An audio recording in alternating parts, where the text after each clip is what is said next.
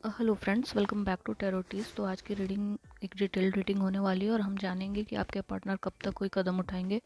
अगर आप no contact situation में हैं या उनके एक्शन का इंतज़ार कर रहे हैं तो ये रीडिंग आपके लिए है। और हाँ, ये कलेक्टिव, जनरल और टाइमलेस रीडिंग है, तो आप जब भी इसे देखेंगे या जब भी आपके स्क्रीन पे आएगी आपके साथ रेजोनेट करेगी। और ये कलेक्टिव रीडिंग है तो सभी के एनर्जीज के साथ ये कनेक्ट करेगी। जनरल रीडिंग है तो हो सकता है सभी से रेजोनेट करे, हो सकता है कि सबसे रेजोनेट ना करे। जो चीज़ें आपसे रेजोनेट करें उतना ही आपको लेना है, जो चीज़ें रेजोनेट नहीं करती हैं उसको आप छोड़ सकते हैं। या ऐसा भी हो सकता है कि कोई भी चीज़ रेजोनेट नहीं की है तो फिर ये आपकी रीडिंग नहीं है, यूनिवर्स शायद अभी आपको कोई मैसेज नहीं देना चाह रहा है। तो चलिए, रीडिंग में आगे बढ़ने से पहले चैनल को लाइक, शेयर और सब्सक्राइब जरूर कर दीजिए। तो यहाँ पे हम टैरोट कार्ड के माध्यम से उनके एनर्जीज को समझने की कोशिश करेंगे। तो चलिए शुरू करते हैं आज की रीडिंग। फिलहाल ये पर्सन अभी खुद को हेल्पलेस महसूस कर रहे हैं। शायद वह भी मेंटल, इमोशनल या फिर फाइनेंशियल प्रॉब्लम से गुजर रहे हैं और इसी की वजह से जो आपका अभी कांटेक्ट कनेक्शन है वो अभी स्टेगनेंट है और अभी यहाँ पे स्थिति में सुधार होना थोड़ा सा मुश्किल लग रहा है।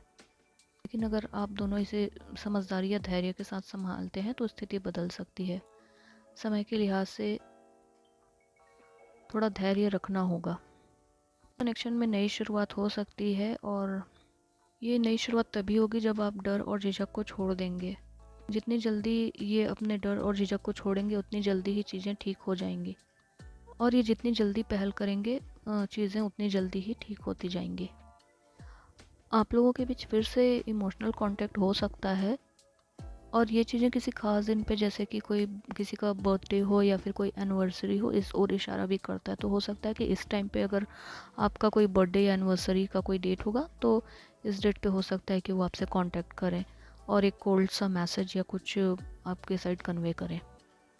इस रीडिंग में द वर्ल्ड का कार्ड आया है जो कि बताता है कि जो पूरा साइकिल है वो अब कंप्लीट होने वाला है और इस कंप्लीशन के साथ ही एक नई शुरुआत भी होती हुई दिखाई दे रही है। बताता है कि ये रिश्ता एक बहुत बड़े बदलाव के दौर से अभी गुजर रहा है और आप लोगों को इन बदलावों के लिए तैयार रहना चाहिए। शायद इनका कोई कार्मिक साइकिल है वो कंप्लीट हो रहा है और इस रिश्ते में नई चीज़ें आने वाली हैं, तो इसलिए अभी ये सारी चीज़ें पॉज पे चल रही हैं। देखिए, यहाँ पे ऐसा है कि ये पर्सन जो है अपनी जो भी पिछली कुछ भी गलतफहमियाँ हुई होंगी आप लोगों के बीच में, और उनको ना उस चीज़ का बहुत ज़्यादा गहरा पछतावा हो रहा है। जो भी पास्ट में उन्होंने गलतियाँ की हैं वो अब उनसे आगे बढ़ने की कोशिश कर रहे हैं। मतलब ये कि अभी वो इस रिश्ते को ठीक करने के लिए मेहनत और प्रयास करने की सोच रहे हैं।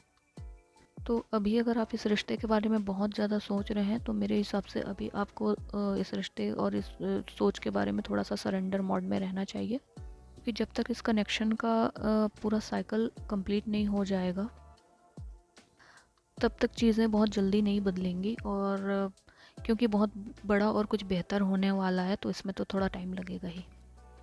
और अगर आप जितनी जल्दी इस कनेक्शन को सरेंडर करते हैं तो क्या होगा कि इसमें जो भी इमोशनल बैलेंस है और रिकन्सिलेशन है उसकी संभावनाएं बहुत जल्दी बढ़ जाएंगी और बहुत ही जल्दी रिश्ते को फिर से मजबूत करने का समय आ जाएगा।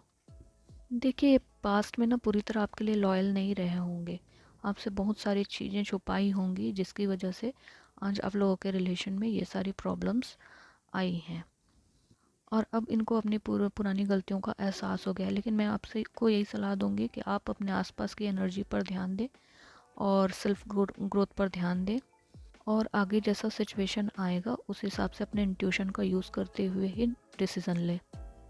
वैसे तो यहाँ पे किंग ऑफ कप्स है तो फिर डीप और मैच्योर लव यहाँ पे दिखा रहा है और ये भी है कि आपके पर्सन जो है वो इमोशनली आपसे बहुत ज़्यादा कनेक्टेड है लेकिन अपने फीलिंग्स को एक्सप्रेस नहीं कर पाते हैं।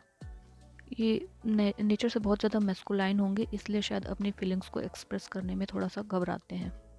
देखिए, हर किसी को ना अपनी एनर्जीज़ को इसीलिए कहते हैं कि बैलेंस करके रखना चाहिए और अपनी मैस्कुलाइन और फेमिनाइन एनर्जी को हमेशा बैलेंस में रखना चाहिए।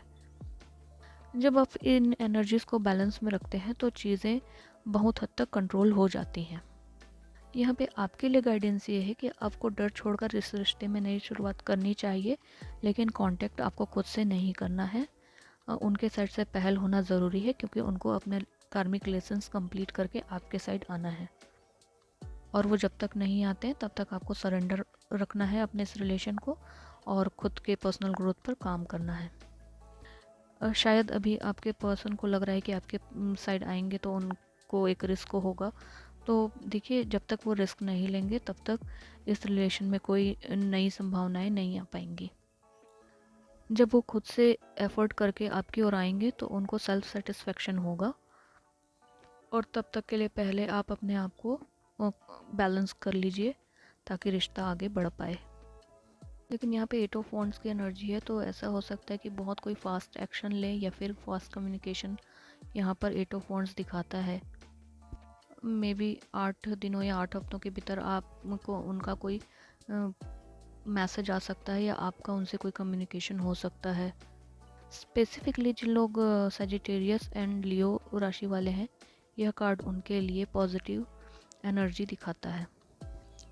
अभी इसका यहाँ पे किंग ऑफ वॉन्ड्स है, तो किंग ऑफ वॉन्ड्स होता है वो बहुत जल्दबाजी और जुनून वाला कार्ड होता है, उसकी एनर्जी बताता है। और इस कार्ड के साथ में कुछ तेज़ी से बदलाव हो सकते हैं, और ये कनेक्शन बहुत ही जल्दी आगे बढ़ने की उम्मीद है, क्योंकि ये जब भी आएंगे तो फिर वो बहुत गंभीरता के साथ और स्टेबल इरादों के साथ आएंगे। तो फिर आपको उस चीज़ को लेने के लिए खुद को मेंटली और इमोशनली प्रिपेयर रखना होगा, क्योंकि यहाँ पे ऐसा दिखाई दे रहा है कि ये पर्सन बहुत जल्दी ही पहल करेंगे आपकी ओर आने का। तो फिर ऐसा होगा कि इस रिलेशन में बहुत जल्दी एक पॉजिटिव टर्न आ जाएगा। देखिए, यहाँ पे इस कनेक्शन में सारी चीज़ें हैं, न्यू बिगनिंग है, डीप लव है, तो इसलिए हम यहाँ पे रीडिंग के हिसाब से कह सकते हैं कि ये रिश्ता फिर से खिल सकता है। बाकी तो ये कलेक्टिव रीडिंग है, तो अपने आसपास के सराउंडिंग्स और सिचुएशंस को देखकर ही आपको डिसीज़न लेना है। और मैं तो कहूँगी कि किसी के लिए कभी भी वेट करने की ज़रूरत नहीं, आप अपना काम करते रहिए और अपने सेल्फ ग्रोथ पर ध्यान दीजिए, सेल्फ वर्थ समझिए, और अगर जिसको आना होगा वो डिवाइन टाइमिंग पे आ ही जाएगा, अगर वो आपके लिए बना होगा। और आपके लिए नहीं बना होगा तो फिर अगर आप उसको अपने लाइफ में ले भी आते हैं तो फिर बाद में चीज़ें और कॉम्प्लिकेटेड हो जाएंगी, और फिर आपको यही चीज़ें और इसी साइकिल में फिर से जाना पड़ जाएगा। तो बेटर है कि इस साइकिल को यहीं पे कंप्लीट करें। कैसे करें? Self growth, self confidence, self love, इन सब चीज़ों पे ध्यान देना है, अपने इंट्यूशन पे काम करना है, और किसी के लिए वेट नहीं करना है। देखिए दोस्तों, हर रिश्ते में उतार चढ़ाव आते हैं, और अगर आपने अपने पार्ट से सच्चे दिल से सारी कोशिशें कर ली हैं और उसके बाद अब आपको सरेंडर करना ही आपके लिए लास्ट ऑप्शन होता है, और फिर उसके बाद यूनिवर्स देखता है कि क्या चीज़ आपको देनी चाहिए और क्या चीज़ आपके फ़ायदे के लिए होगी। एस ऑफ कप्स जो है वो न्यू बिगनिंग और डीप लव को दिखाता है। तो ये कार्ड बताता है कि आप लोगों के बीच चीज़ें फिर से ठीक हो सकती हैं और सुलह का समय बहुत जल्दी आ सकता है, क्योंकि तो जैसे ही आप सरेंडर करते हैं यूनिवर्स को, तो चीज़ें फिर डिवाइन टाइमिंग के हिसाब से होने लगती हैं। तो ऐसा है कि यहाँ पे इस रीडिंग में सारी चीज़ें हैं, नई शुरुआत है और बहुत सारा प्यार है और बहुत सारे कम्युनिकेशंस हैं। तो ये थी आज की रीडिंग। अगर आपको रीडिंग पसंद आई हो और आपसे रेजोनेट की हो तो ज़रूर शेयर करें, लाइक करें, सब्सक्राइब करें, और बेल आइकन दबाना ना भूलें ताकि सारी रीडिंग्स की जो सबसे पहले आप तक पहुँचे। और प्लीज़ सब्सक्राइब कर लीजिए, आप लोग सब्सक्राइब करते हैं तो मुझे बहुत ज़्यादा मोटिवेशन मिलता है और मुझे और नई रीडिंग्स लेके आने की आप लोगों के लिए प्रेरणा मिलती है। Thank you, bye bye.